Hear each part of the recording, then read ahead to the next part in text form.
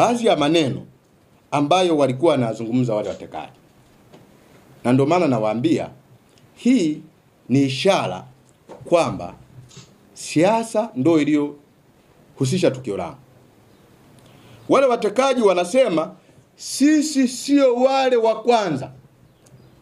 Tulishawahi kuzungumza na vyombo vya habari kwamba umechukuliwa, ulivyokamatwa mara ya kwanza ukapelekwa Oysterbay, ulikuwa unachukuliwa Oysterbay, si unapelekwa wapi kusikojulikana, unateswa ukiwa uchi, sivyo na nini. Sasa sisi sio wale. Tumekuja wengine sasa na tutakuonyesha.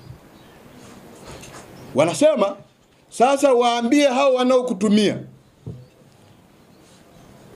kwa sababu wewe hii sio akili yako, nyuma yako kuna watu wanaokutumia.